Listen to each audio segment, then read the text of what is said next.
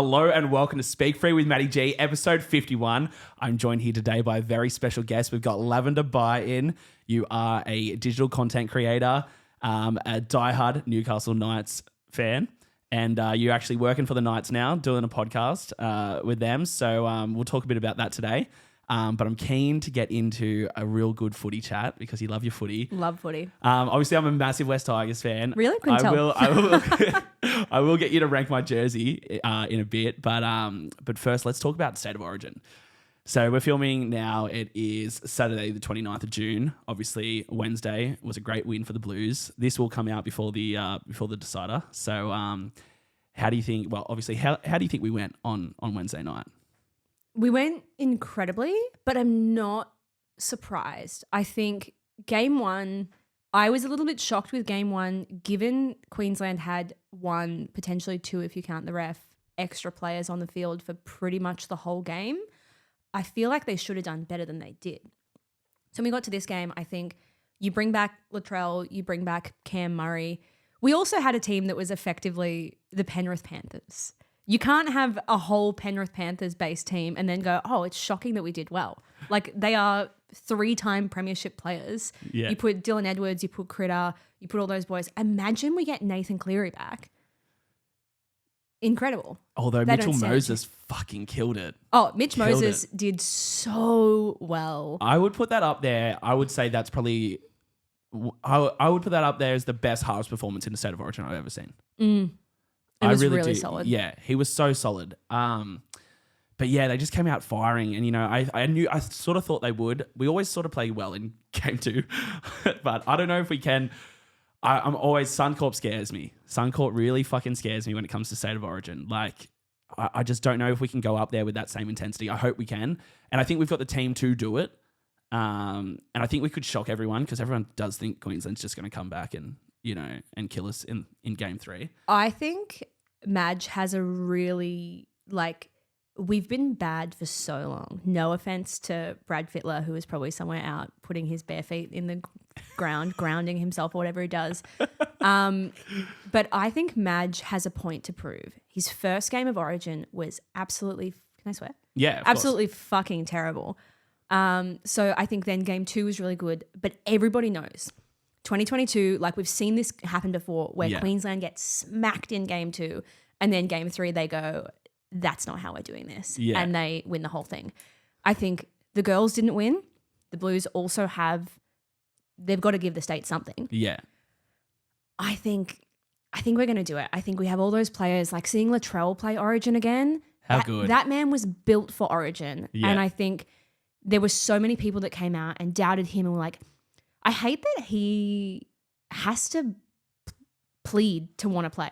Yeah. It's always Latrell doesn't want it badly enough. Latrell doesn't care. Latrell this, Latrell that. He went out there and went, not only do I want it, but you actually need me.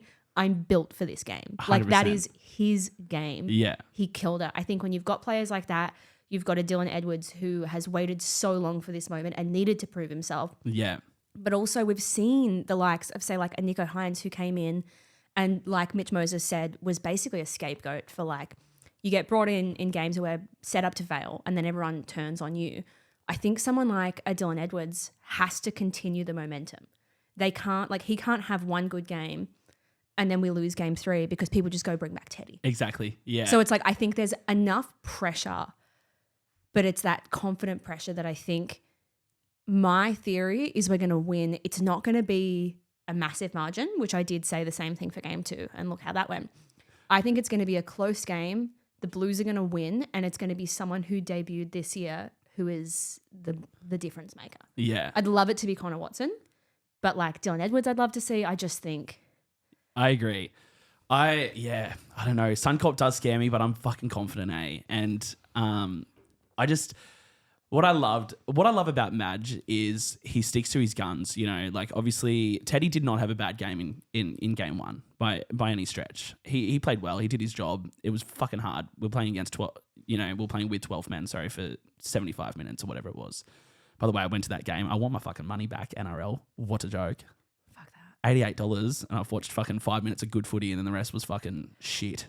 But what I like about Madge is that, game two came, okay, we've lost game one, right? But you know, it is what it is. We're a man down. But he straight away, Edwards is back in. You know, Edwards is fit. He's back in. We've brought Trell in.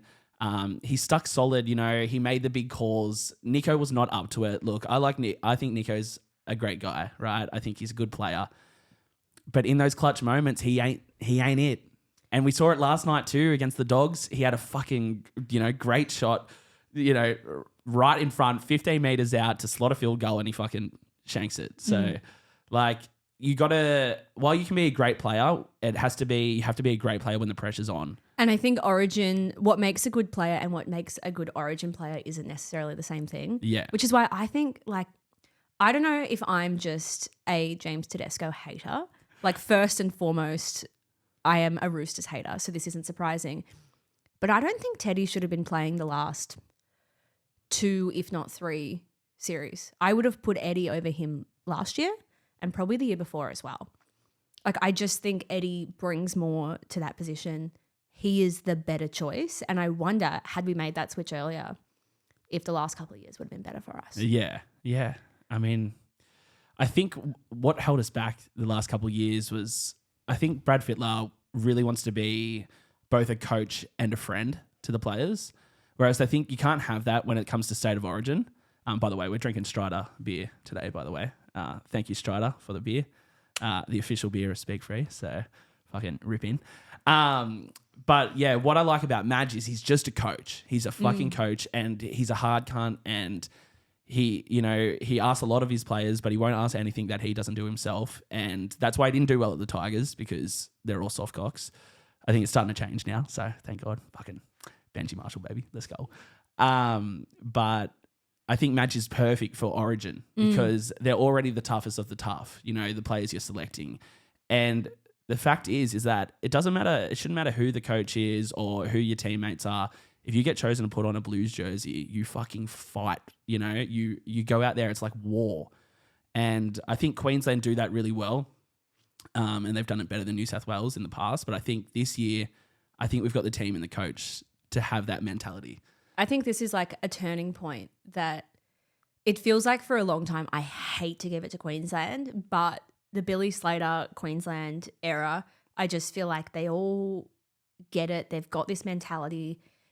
And I think Billy Slater's definition of a lot of things, like Billy Slater is loyal, but then Billy Slater also turns around and goes like, I hope KP gets back in, but I look at the Reece Walsh situation. And it's not a matter of just, I think for a long time, we kept players like Teddy in their position because they'd been there forever and that was it. I think our loyalty, we base our loyalty on weird things. So we're super loyal to Tedesco, but then Latrell. Yeah. Like Latrell could be on the side of the road being like, I'm bleeding out. And the Blues would have been like, sorry, can't be bothered stopping. So it's like, I don't get where this loyalty is. Whereas I respect the likes of a Billy Slater going, look, well, if he turns around and goes, well, Reece Walsh makes more sense in that position, he's going to have those conversations, but he's also doing what's best for the team rather than just blindly being led by loyalty. And I think that's more admirable to be like, I'm loyal, I'll have those conversations, I'll be that guy, but ultimately I've got to make choices here. Yeah. And I think we've struggled to do that for a long time. So I think Madge, we've got a really good team. I think we're seeing a bit of a new guard come through. Like there's people leaving, there's people coming in. The team that we've got at the moment under Madge, I think, signifies the start of a new era. Yeah, I agree. Yeah. I'm so excited for the decider, eh? I'm so tempted to go up for it. I'm determined to not travel as much as I can because I've just not been home since you traveled a lot this year. The last time I spent more than like 6 nights in my own bed straight was the first week of March. Yeah, shit. So I'm like, I really want to go to games. Are you tired? Are you exhausted? I'm so tired. Like it sounds so boring, but I'm going to the footy today and I'm not going to bail because I'm seeing my dear friend. I'm going to go watch the Swans. It'll be fun. But all I want to do this weekend is AFL lock girl, myself. Not as much as NRL, but I do love the Swans. You do love the Swans. And especially when they're winning. And they're killing it, aren't they? They are killing it at the moment. Yeah. I'm not an AFL guy. Get behind the Swans. Get behind the Swans. I don't know. I feel like I'd have to go. I love Western Sydney too much. I'd have to go for the Giants if I got into it. But The Giants are very funny on social media. I'll give them that. Yeah, I actually have seen their stuff. They are good. Yeah. But yeah, I've just never really got into AFL. I watch like the grand final every year. I can't get around it the way that I get around. Like my dad is like big Newcastle guy, moved to South Australia, now barely watches league but loves AFL. And does he support an Adelaide team? Or? No, he's a Swans He's guy. a Swans guy, yeah. But I feel like you can watch one game of NRL and you get it. You know exactly what's going on. The rules are simple. I've watched like 500 games of AFL and I get it, but I don't get it to the extent of being able to make like, I could never be like an AFL commentator. Yeah, I don't know enough about what's going on. Like a lot of it just feels like there are no laws. Yeah. Do anything. And just kick it through the post. Yeah, which I love. It's chaos energy. Yeah. But I like with NRL, it's like there are strict rules and you can explain NRL watching one game to anyone you know and they'll have a base they'll get it. Yeah. It's easy to pick up. Yeah. Which maybe doesn't say a lot about our sport that it's like anyone could pick it up. I feel like, I do think that on a general level, I feel like you've got to have a pretty good understanding of NRL to sort of commentate on or to comment on what a team should have done in that situation. Like I feel like you got to have a good feel of the game to really get into like the nitty gritty of it. But I will say AFL is fucking awesome to watch live. I have gone to a few live games and I really enjoyed myself. I really want to go to the G to watch a game. I've never watched sport there. I've only ever gone like on a tour of the MCG. So I'd love to watch a game of AFL there because they get like fucking 95,000 just to a regular season game. How do you feel about the NRL or like rectangle games being played at the G? I hate it. I'm not a fan of it at all. And it sucks when because I have, like when the Chookies were playing at the SCG for a while they were building Allianz, I went and watched a few Roosters games there with my mate. And it's dog shit. Yeah. It's so shit to watch fucking sport there. It kills You're just the so vibe. far away. You're so far away. And anything like that, I'm not a fan of. I'm not even a fan of like I went and watched UFC at Etihad Stadium, or Marvel Stadium it is now. Which was mad. It was awesome. That was Rousey versus Holm when Rousey got fucking head kicked. But still, because it was in a stadium and not an arena, you're so far away. I feel like that's the same sort of thing. You know what I mean? Whereas, if it's, Leichhardt Oval, mate, you're so close to the action there. Even Campbelltown the other day when we were there, like you feel so close to the players, you know. They come and warm up after, they come right over. It's like you can touch them. They're that close, whereas, I think more rectangle stadiums, I think a core should be turned into more like closer as well. You're still a little bit far away at a core, but it's a massive fucking ground. Yeah. It's huge. But really not a fan of, footy being played on a cricket ground at all. Don't like it. It just looks weird. Yeah. Like nothing kills the vibe. It's like all of the exhibition like soccer matches that were played at the G. Was it the G or Marvel? One of the two. I think it was Marvel.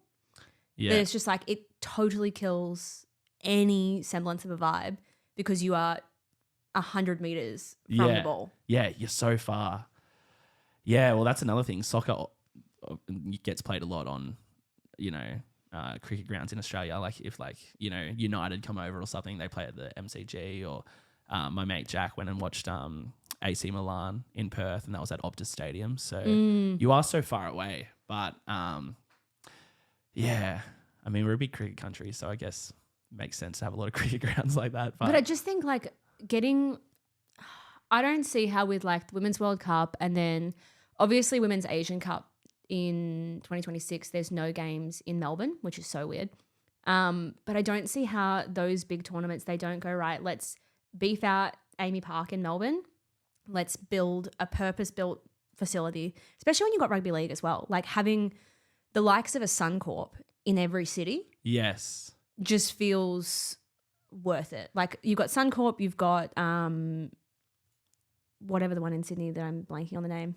Allianz or a core? Yeah. A core, yeah. And then in Melbourne, you've got Amy Park, which is just not, and I know that it's AFL country, but you would think even bumping Amy Park up, well, I don't know if they can physically given the space, but bumping that up to be like a 70, 80,000 stadium would make it so much better for those things. Even because what's Amy Park now? It's about 25,000, right? 30,000 maybe? I think so. So even if they had like a 45,000 or 50,000 seat stadium, like Suncorp's 50,000. If they... Is Suncorp only 50? Yeah. Yeah, but it's fucking awesome. By the way, if anyone watching has not been to Suncorp Stadium, you got to go. I went for the first time at Magic Round. I had never been. That was the first time I went the year prior. I didn't go to Magic Round this year, but I went last year to Magic Round. I'm at Magic Round. I will girl go. now. Yeah, I'll be going next year. I was really on the fence about it, and then I went up with KO, and I'm so glad I did because now I'm like, I will be here every year. Yeah, it is how much such fun a is vibe. it? Caxton Street, fuck, it goes off. Eh? It's just like someone described it as the Eras Tour for 30-year-old men, and it so is because everybody is like in their matching outfits. Yeah, everybody's like, I love that vintage shirt. I love that. People have like face paint, and they have all of these fun costumes. And it doesn't matter what your favorite team is, you all just are like, fuck yeah, let's get together, let's drink some beers. It is the Eras Tour for 30-year-old men. Yeah, yeah. And I love it.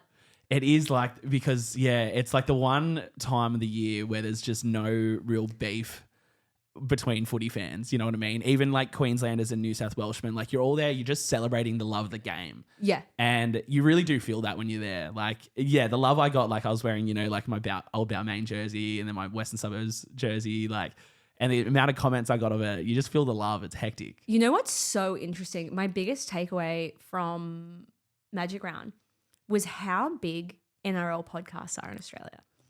AFL Massive. obviously have like Dill Buckley, Dan Gorringe, those people, but they're all ex-players. Yeah. The way that like the Hello Sport, like everyone I saw had a punters and dribblers hat and a bloke jersey. Yeah. It's the crazy, way that the Hello Sport boys were walking around like celebrities. Yeah. I reckon I saw for every team, like if you ranked the teams and then you had like Hello Sport and Bloke in a Bar as a team, they would have been in the top 5 or 6. I reckon too. That was the same when I went. There were so many, which is so cool to be like, for like the Hello Sport boys to have 2 normal guys that just talk shit about footy. Yeah, yeah. Being celebrities. it's so so rugby league. Yeah, it is. I had fun up there. I actually was sober. I've told this story on here before, so apologies to anyone who's already heard it. But I was sober before I went to Magic Round last year for like 3.5 months. It was like 114 days. So what's that? Nearly 4 months. And I decided before I went, I was like, I'm going to get fucked up again. You know, I spent like $4,500 in 4 days up there. And on the last day, it was so funny because I got kicked out on the, I think my mic just fucked up then, but I got kicked out the first night for vaping in the stadium, right? So I'm thinking, fuck, the Seckies are fucking hard up here, bro. Like they're fucking, I can't get away with nothing. On the last day, Tigers beat St. George, right? So I'm like, I'm getting fucked up. Like I'm sinking piss. I was going up and getting like 4 whiskey and dries at a time. I would come back and there'd be this guy going, you wouldn't skull him, Aaron Woods, because I had a big mullet at the time. And I was like, I will, cunt. Let's go.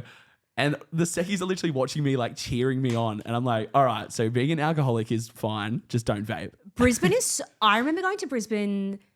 My ex was in a band and they played a show in Brisbane for New Year's. Yeah. We were out one night. I kid you not. I watched a guy and like, I'm not pro drug laws. I think that like you shouldn't send people to prison for having substance abuse issues. But I agree. That aside, I, honest to God, watched a cop charge someone for jaywalking in the valley and then walk straight past a guy shooting up heroin on the street.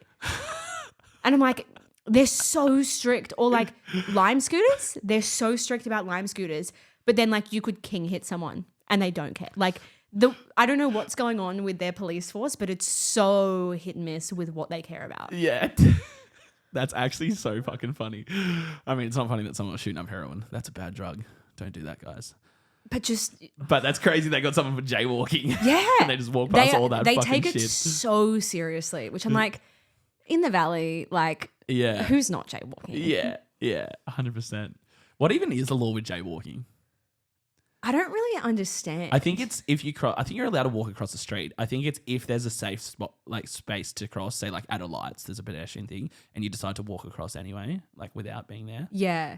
Like, yeah, I think that's when you can get done for it. I don't know. It's such a stupid fucking law. Queensland Police, chime in. Yeah, chime in. Let me know. Let me fucking know. But I will stop giving Brisbane such a huge rap because fuck Queensland. Filthy fucking 2-head cunts. But Um, but Magic Round is hectic, and I feel like that's a good time where we can like let the State of Origin rivalry just disintegrate for a little bit and just enjoy footy. So I will be back next year for sure. I'm keen to go back. The only reason I didn't go this year is because I was going to Africa in August. What were you doing in Africa? Well, I was going to go to do a safari, but I've cancelled my trip. I had to make a really adult decision and it hurt, but it's okay. So to I anyone don't know who, how everyone's traveling right now. Like, yeah, I know. Where's everyone getting this fucking money from? That's what I want to know. I worked out how much I got back from Europe on the 1st of May, and I did the mental maths of how much I had spent since getting back, and now I'm like, I'm not leaving the house ever again. Yeah. Like the money that I spend on just like convenience costs, like 7-Eleven, when I'm like, I'm driving to Sydney, I'm just going to spend $8 on a Red Bull and like $6 on a protein bar. I very much considered getting one of those like shock collars and being like, every time I leave the house, I'm just going to get shocked because I need to stop spending money. You know what's funny is that my work is right next to a 7-Eleven. And at the end of the week, I'm like, holy shit, I spent so much at fucking 7-Eleven this week. I would hate to think, particularly 7-Eleven meat pies. I used to live, when I was in Melbourne, I lived just off Chapel Street. I lived across the road from a bar and down the road from a 7-Eleven. I conservatively think I spent 10 grand on 7-Eleven pies and hungover frozen Cokes. Like I'm single-handedly keeping that business afloat. Yeah. That's crazy. It's fucking crazy. But 7-Eleven, especially the traveller pies. Have you had the cheese and bacon traveller pie? A traveller pie? Slaps. The best. The best. Now we will talk about Newcastle Knights. Obviously you're working for them now. You're doing their podcast. Tell me about how that came about. Yeah, they just hit me up. They were looking for someone to host the show, and I for years have been like, all I want to do is talk about the Knights. It's all I do anywhere else. And yeah, it's been really, really fun. Like it's nice to have a designated, because I also host a show at the ABC, and every single week I find a way to talk about the Newcastle Knights, and they're like, you have to talk about other sports. Yeah. Like everywhere else I go, they're like, we love the Knights too, but you do have a job to talk about everyone else. Yeah. And I'm like, but the Knights. So it's nice to have like my designated hour of the week where I just get to go in and be like, how good are the Knights? Yeah, it must be nice, eh? And so it comes out weekly, does it? Their episode? Yeah, mad. And there's a team that produces it. Like, you're not editing it, are you? No, so it works out really good. I love not having to edit things. Yeah. So it's like me and the social team at the Knights pulling it together. Yeah, we do one show a week. Sometimes we have players on. Yeah. Sometimes it's just the two of us. Talk about the Everything that's games. been Talk going about on. we've done heaps of Origin stuff where we do like little games. We did how many Origin players can you name that played for the Knights in 30 seconds? I got 17 and I lost because in my head it had to be people that played for the Knights when they played Origin. The one I lost out on was Willie Mason. Oh, really? Because he didn't play for the Knights when he played Origin. And I texted him, I was like, did you? He's like, nah, sorry, can't back you here. I was like, damn. Oh, that's awesome, but I would love to just talk about the Tigers for an hour each week. Yeah, well, I feel like I'd have a lot to say, but lots of clubs are doing it now. Like I know the Eels have Olan Tekers doing theirs. yeah. I feel like it's just nice. I feel like it's taken a long time for Australian sport to embrace content creators in the way it's really big in the US. I've got a friend, Lacey Brown, who does NFL stuff. She partnered with Sports Illustrated. She went to like every NFL game of the season or something ridiculous like that. And then in England, you've obviously got a lot of the same thing. You've got like the sidemen, you've got people like that do sports adjacent content. And I think in Australia, we're still not there, but it's taken a long time to sort of separate sports creators from influencers. Yeah. I think they see it as cheapening the sport by having, obviously it also comes down to broadcast rights. I know that compared, like when I was working with the APL, the A-League, you could stand on the sideline and I could be filming social content for the league's channels and publish it. I know in rugby league you can't, because of like broadcast agreements, they can't film sideline content. But in the US and the UK, they have creators that they just go, here's a media pass. Yeah. We're going to treat you as a journalist. Do whatever you want. And all of the leagues are benefiting from it. There's a guy in the NBA he was cutting up highlights on TikTok and the NBA gave him the right to do it because they're like, we're actually gaining more from your promotion, then it's costing us in what the broadcast rights that's really cost. smart of them, because like the fact is that the landscape of media is changing rapidly, right? No one my age is watching the fucking 6 o'clock news anymore. You know, they're watching podcasts, they're watching TikTok. They might not be watching a full episode of a podcast, but they're definitely following that podcast on TikTok. They're seeing the snippets, and that's what it's all about now. And young people don't watch. I geek out a lot on like creator economy information. Young people aren't consuming sport the way that other generations have. They're unlikely to watch a full game. They aren't subscribing to ESPN. They're watching 20-second YouTube highlights, and that's it. Yeah. So there are people that are really invested in sport, but they're not consuming it the same way that previous generations have. And that's why there's a big gap. Like older Gen Z in particular, those like that age bracket don't really associate with sport the way that previous generations have, because it wasn't something that was accessible. Like that was the era where YouTube really popped off, and those people are really interested in creators and stuff. And I think now the younger side of Gen Z and whatever the generation after that is called, they are now getting sort of the best of both worlds from those people that are bringing sport to that young audience. And I think in Australia, the likes of what the Knights are doing, what the Eels are doing, what different people are doing with, say, like Hello Sport, Manly, Rugby League Guru, NRL Roast, I think that is a step in the right direction at getting sport to be more accessible to the social media generation. And I think it's going to be a long time coming for the people in power and like the leagues, the organizations, the broadcasters to see the value in social media and see the value in stuff that, like, yes, in theory, you may lose a few dollars in the value of broadcast rights, but realistically, me posting 20 seconds of sideline footage at the A-League Grand Final is not diminishing Paramount Plus's broadcast rights. Exactly. Because if anything, that makes you go, oh, that was a great goal. I want to go watch the game. Yes. But I think there's a disconnect with how broadcasters feel about that. And sort of, I genuinely do think it is, not to be like influencers are hard done by, but I think sports creators are put in that, like, it cheapens it. They're just here to make a silly little TikTok and that's it. Yeah. Rather than the value that it can bring with, you look at Women's World Cup.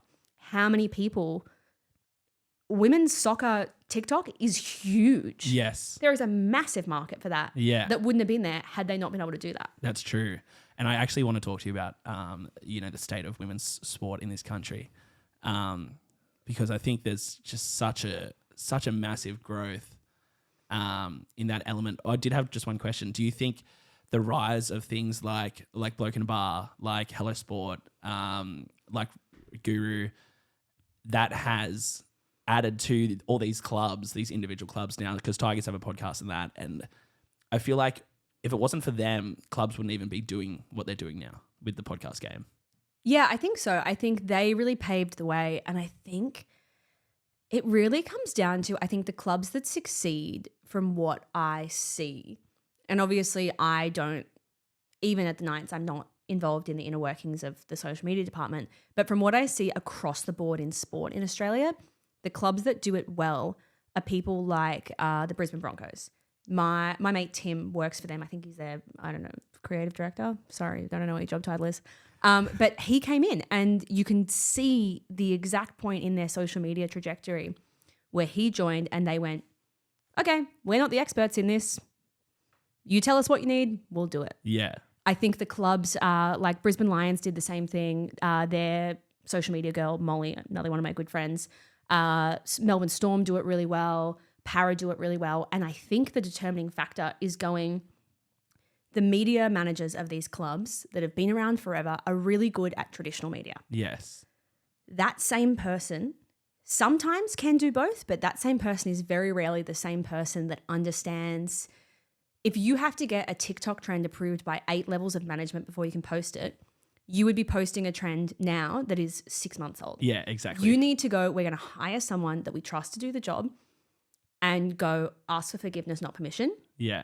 go for it. Yeah. I'm a firm believer in that is how the best content is made. And I think the clubs that are doing well are the ones that are just going, we trust the people that we work with. Yeah. We have clear brand guidelines of what we can and can't do.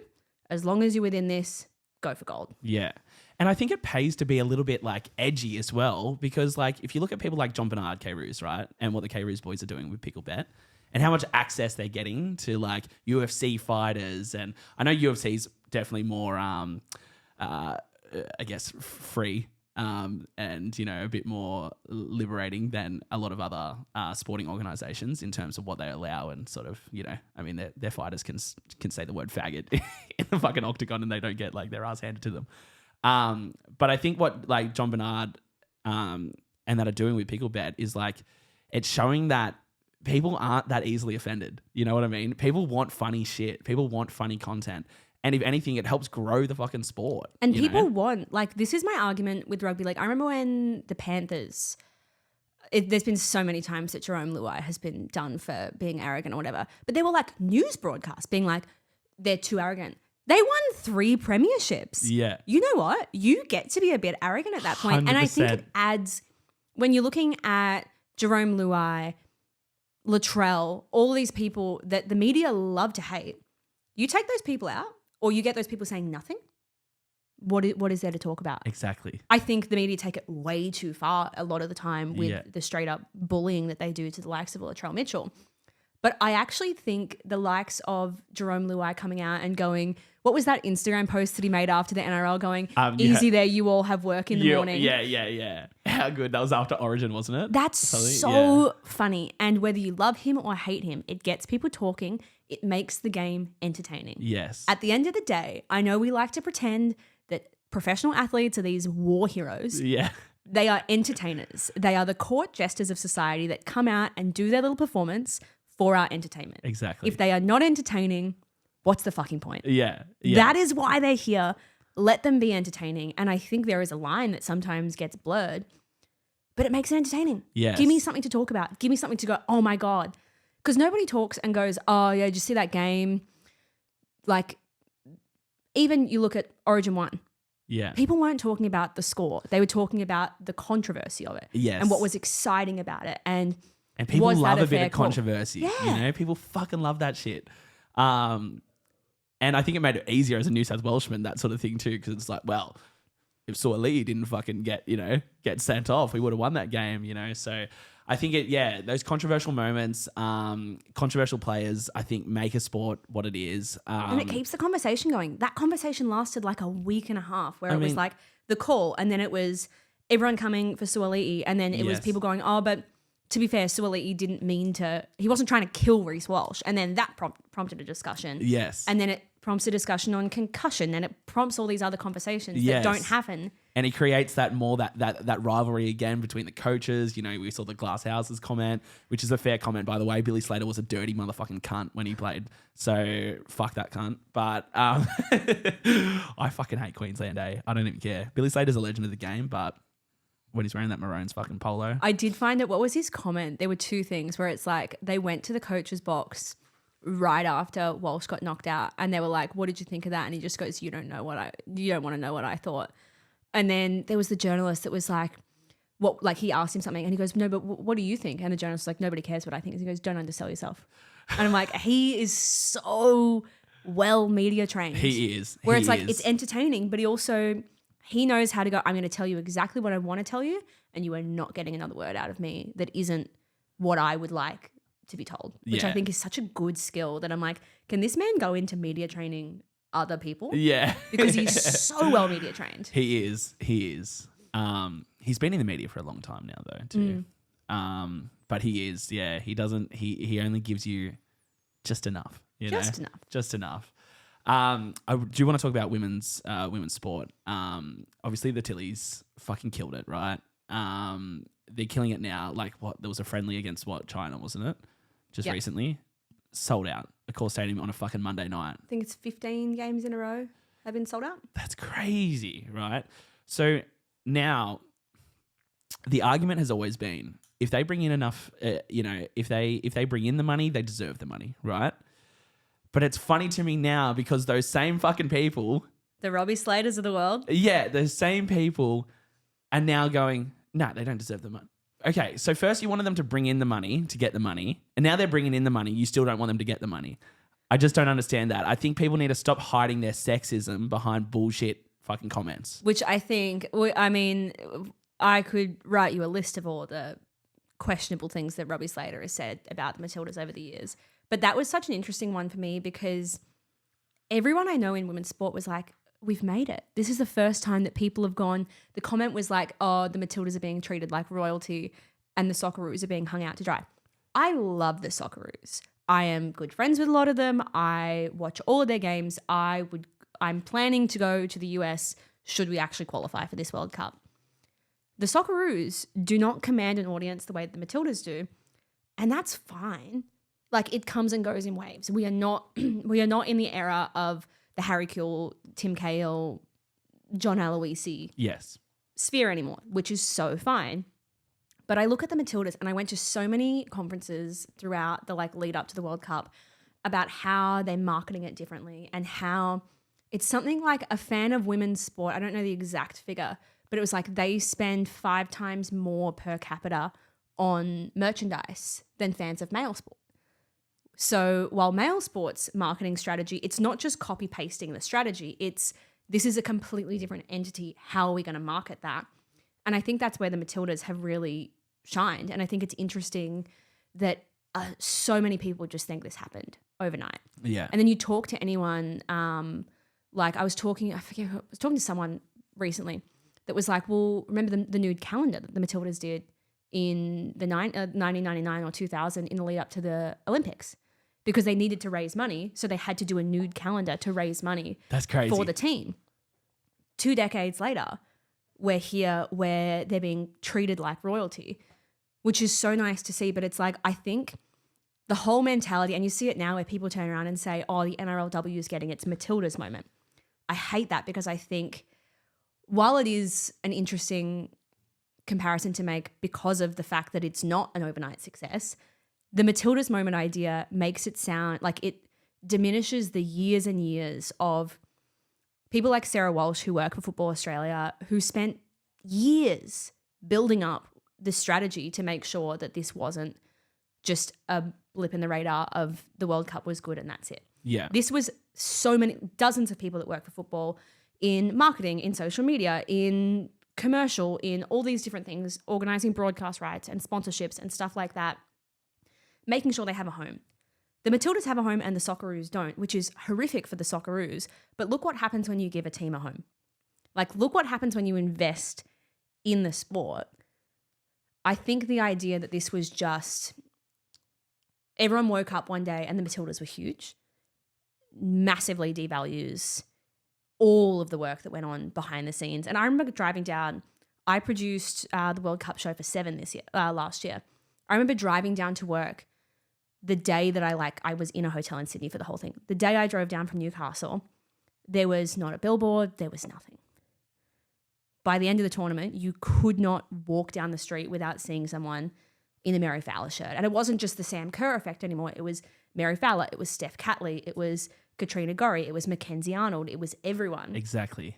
That isn't just the game. That's not to diminish the effort of the girls, but that is like the social media team. For a year in the lead up, I was doing bits and pieces where they would go, oh, hey, we want to do a spotlight on women in sport, or hey, do you want to come to this game and film this thing for us?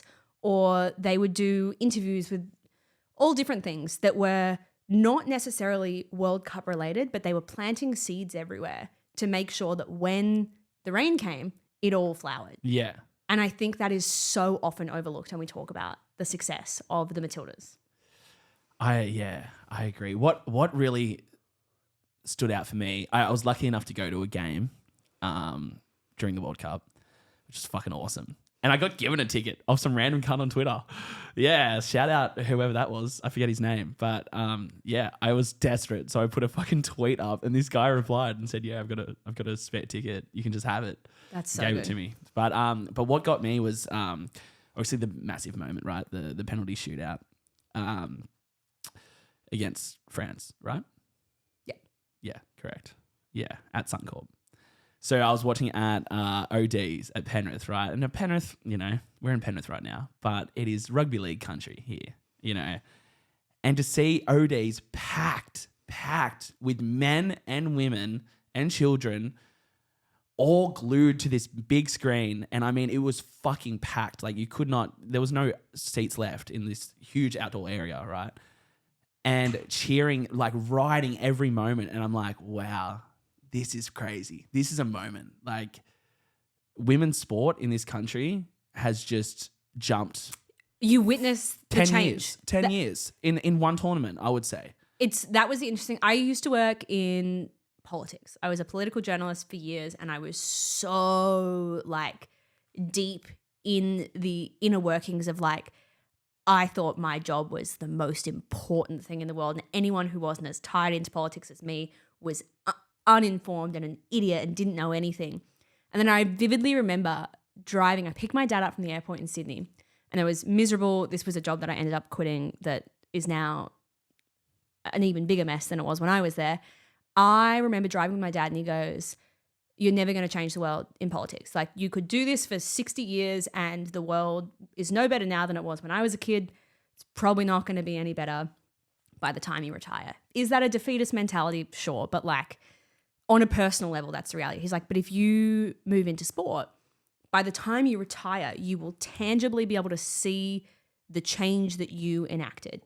It may not be saving the world like it could have, you thought it was in politics, but in the industry that you're in and the thing that you care about, you can tangibly see the change. And that was a big eye-opener for me. And now what? That was September 2022. We are not even 2 years past that. And the change already, like being able to pinpoint where I was, like the TV records being broken for that penalty shootout, the fact that the Women's World Cup is up for the Sport Logie this year, all of these things to go like, I will forever be able to remember sitting in a room, watching Courtney Vine have that penalty shot.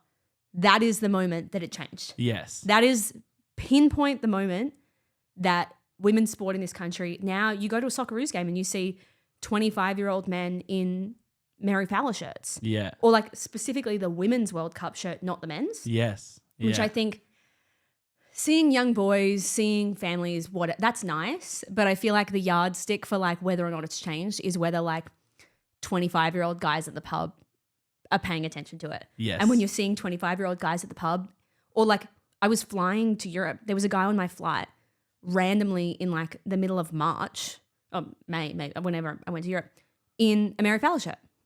Not at a tournament, not at a game, just wearing a Mary Fowler shirt. Yeah, that's awesome. That is like we've broken through. Yeah, we have. We definitely have. And you see it, and it's trickled down through other sports now too. I mean, we saw NRLW sell out fucking Newcastle, sell out. By the way, great stadium. Great stadium. I will give full fucking raps. Have you been at Leichhardt before? I don't think I have. Okay, here's the deal, all right? I'll come to a McDonald Jones game with you if you come to a Leichhardt game. I'll come to a Leichhardt game. Because I want you to experience the hill. But McDonald Jones, mate, I'm telling you, it's a fucking great stadium, mate. It is really, really good. I loved it. The only thing I didn't like was I got done by the speed camera out the front of it. But oh yeah. I was not paying attention. That's my fucking fault. But even though Tigers got beat that day that I came up there, fuck, it's just a great place to watch footy. I'm so excited for the NRLW now. That's where season launches. Like first game of the season, I think we had 75,000 people total across the 3 Women's Origins games. That's huge. Which is huge. The Knights are going for the three-peat this year. I think Newcastle does rugby league well, but I think they really get around, like that game that they broke the record. It was horrific weather. I remember sitting down, I went with my mate Tom, and I'd gone to the game the week before the Knights Bulldogs game, and we were far enough back that it was raining, but we were just covered. This game, I got drenched. Like I got back to my car and had to take my pants off in my car and hang them over the seat. So I'm driving in just like a t-shirt being like, please don't get pulled over. I've taken my shoes off. Everything's drenched because it was everything like you could wring it. It looked like I jumped in a pool. But the fact that that's sold out in weather like that, and people turned up. People were like, yep, we're here. We're supporting the girls. Yeah. Makes me so excited for the NRLW season because I think this is the year that it breaks through. And I think it's hard because not everyone has a team yet, which I think it'll be really interesting, say like 10 years from now, to compare the AFLW and the NRLW because they took such different approaches. And I honestly think that the NRLW, it would have been better if they swapped it because I think women have played rugby at a professional level forever in some capacity. I think the NRLW would have been better off doing the expanded every team. I would say the opposite. I think it's good. I think you get better quality footy with a small amount of. But what I would say is they need to extend the season. I would say they need to extend the season. Yeah. Because I think playing each other just once is not enough. I think it should be double the amount of time, and then still start the season and then have Origin sort of like, you know, at the same time it is now. But at least they'd already played a few games of footy. I think that's Origin. the hard thing. But I think on the contrary, it's interesting having the Origin season before the NRLW season kicks off. These players, yeah, a lot of them are playing other rugby league competitions, but they're not playing the NRLW right now. You look at the quality, you look at those moments, you look at the media attention that it's gotten. Then you put, say, Jamie Chapman, Tamika Upton, who has won. Tamika Upton can't have a better season than she did last year. She won everything. You put her back in the team, of course people are going to want to go because we've put them on this massive stage and gone, these are the best of the best, and you can catch them every single week in your hometown. Yeah, yeah. And they're accessible, they're nice people, they're out there doing media stuff, and they're like, that Jamie Chapman try in game 1. Oh, huge. Incredible. What a moment. What a moment. Now, we'll get you to, now, whoever doesn't follow Lav, you do jersey rankings. I love a jersey ranking. I love those videos. I fucking love them, eh? They're so good. It's so the funny. retro one you did, I was like, the Tigers scored pretty well, I must say. It's so funny. Everyone this year went, oh, you're biased. You're just saying the Newcastle Knights are the best. Nobody. This isn't my first jersey ranking. I did it last year. I did home and away last year. And the Knights were like mid-tier. All is fair in jersey ranking. They earned that top spot this year, and nobody is giving me the credit for like my journalistic integrity to put them top. Now we'll ask you to rank the 2005 West Tigers grand final jersey. It was our away jersey that year, but we wore the away jersey in the actual grand final. Can I get like a stand-up, do a 12 for me? Yeah, okay. Crazy. What do we reckon? Are we doing like a 1 to 10? We'll do a 1 to 10 ranking. And then you've got all your tiers as well. Okay. Right? So what's your top tier? Your top tier is Henny Penny, right? Top tier is Henny Penny. You're not going to put it there. No, Henny Penny. It's not Henny Penny. No offense. I don't even think it's the Tigers' best. You don't think? What would you say is the West Tigers' best? Ooh. Like the 2000 original, like OG, sort of like the similar to our heritage this year. Maybe. I forget what I put as Tigers' best. I do like our home version of this too. I do like that this is like tiger stripes. Yeah, well, that's why it looks really good in the home version too, because it's like got the orange stripes rather than like the black stripes. Do you know what I mean? Yeah. I think it's like, it's a creative vibe.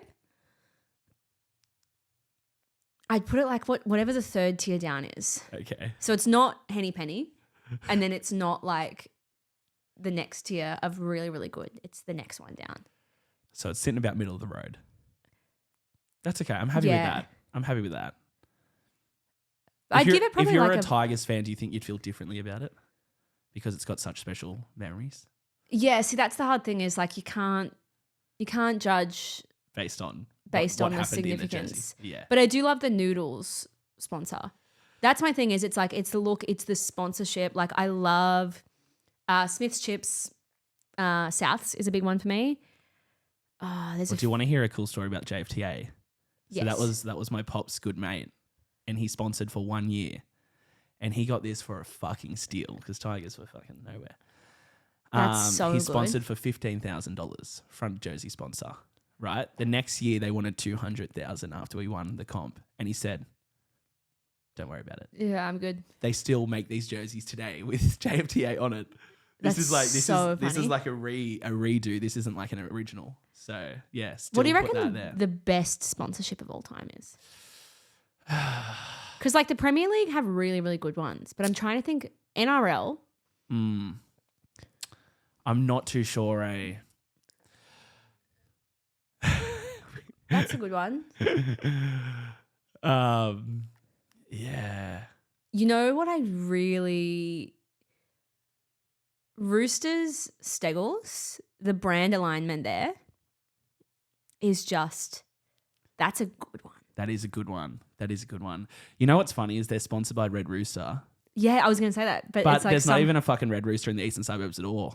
That's like a Western Sydney thing. Yeah. You know what is... So I am a Newcastle girl and then I grew up in South Australia. I've only lived in Sydney for 1 full year of my life. It wasn't until 2022 that I found out that St. George was a place. I lived my whole life thinking that they were the Illawarra Dragons, sponsored by St. George Bank. Really? Yeah. I was like, wow, that's really interesting that they've had naming rights for that long.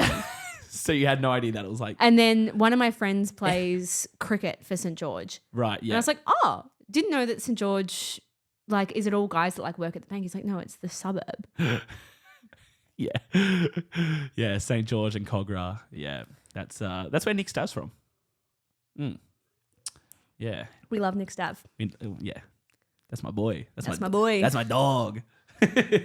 Now, I do like to finish the episode with giving a bit of advice to anyone who wants to do what you're doing, wants to put out sports content, especially any other females out there. What would be your advice to them?